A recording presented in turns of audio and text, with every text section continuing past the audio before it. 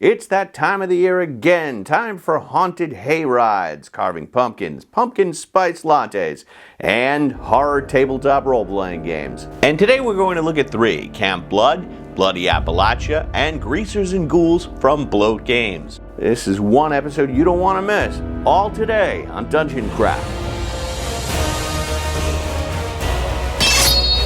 Deathbringer here. Like, subscribe, hit the bell icon, and sign up for the Deathbringer RPG newsletter below. Welcome to Dungeon Craft. I'm Professor DM, and this channel is about all things tabletop role-playing games. And if you dig it, subscribe, hit the bell icon, and click all so you receive all our videos as soon as they're released. And this video is made possible by the generosity of my patrons on Patreon. Patrons receive bonus content, access to my DM's notebook, and access to an exclusive Discord server. Today we're looking at not one, not two, but 3 horror role-playing games from Bloat Games. Full disclosure, I was not paid for this review, although I did receive the books for free.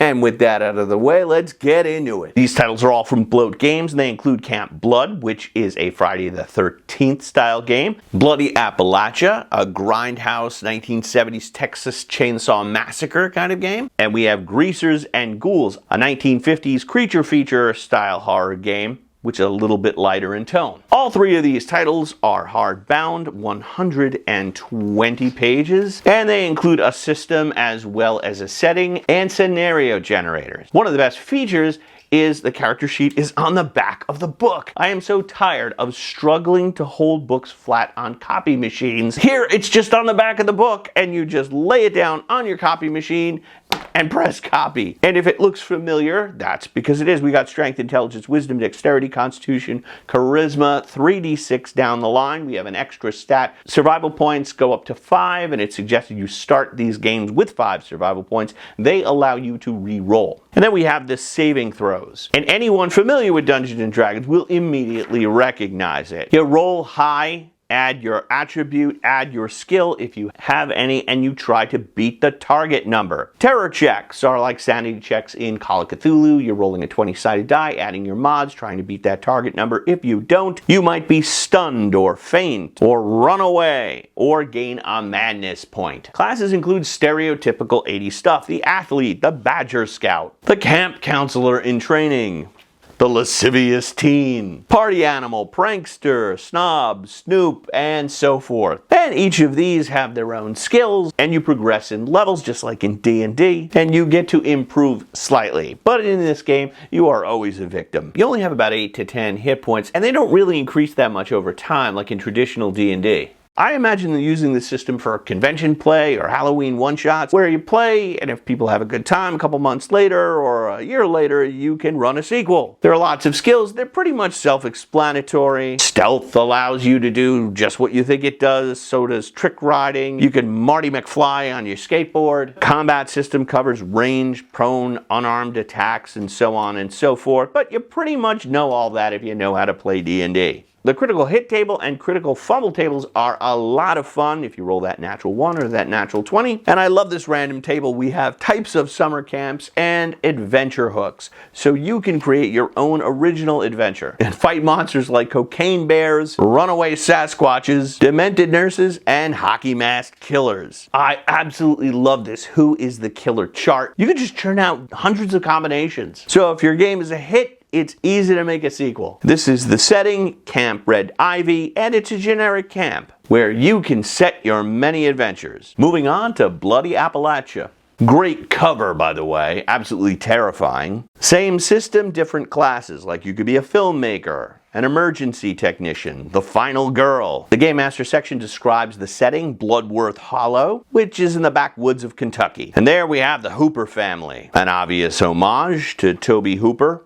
And these woods are populated by cannibals, crooked police officers, demonic scarecrows, giant alligators, the children of the corn, and my favorite, chainsaw-wielding maniac. Obviously, it's not a game for kids, but it's a lot of fun. And all of the random charts play into the tropes for these types of films. That's a piece of art you're not going to see in a Wizards of the Coast product. The Game Master section does a great job of establishing the grindhouse feel of this game. This is a world where telephones and technology always fail, maps lead you in circles, and the locals are always hiding dangerous secrets. And you get descriptions of the entire town, as well as the surrounding areas, like Aviation Hill and the cabin on Warren Ridge. Bunch of hooks that could bring you to Bloodworth Hollow, and multiple scenarios, each more grisly than the next. One of my favorite scenarios is No Checkout Time, set in a Bloodworth hotel, where the guests become meat for cannibals. And it's not for everyone, but if you love Leatherface hillbilly horror, Bloody Appalachia is the game for you. Greasers and Ghouls is meant to evoke the creature features of the 1950s, like Creature from the Black Lagoon, giant ants, giant spiders, and the Blob. Stereotypical classes include the All-American Kid, Beatniks, Bikers, the Bully, Cheerleaders, Greasers, Lettermen, and the Square. Probably the most fun to play, like that's what I would want to play. For me, the high point is the creatures, including the Blob, giant humanoids, ants, beetles, bugs, and templates to create your own hybrid creatures, and aliens a la Mars Attacks. And if you've ever thought of running Mars Attacks as a game, you don't have to do a lot of work, it's all statted out for you. And we get a setting, Jeffersontown, Kentucky, your all-American Midwest small town. And like Stephen King has Castle Rock and Derry, you can set all your adventures here. Camp Blood, Bloody Appalachia, and Greasers and Ghouls are high-quality books. They are a lot of fun. This is the type of game I would love to play. They're super great for con games and one-shots where you don't expect the players to survive.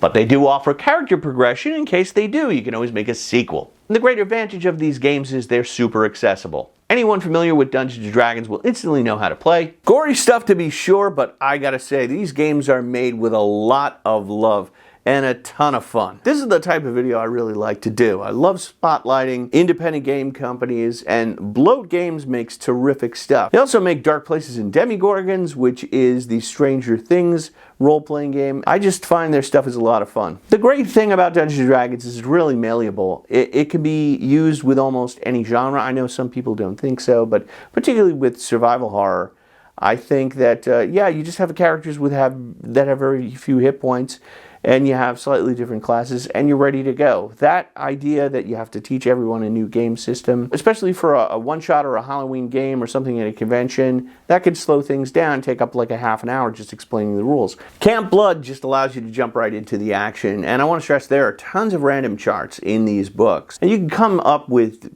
years of play with them, and that's one of the features that I like about them. With Greasers and Ghouls, I remember back as a kid, growing up in the 70s and 80s, and they would rerun the Blob, and it would scare the crap out of me. And I remember back in the 80s, there was a special airing of Return of the Creature. That was the sequel to Creature from the Black Lagoon, and it was in 3D, and you had to get your glasses at the 7-Eleven.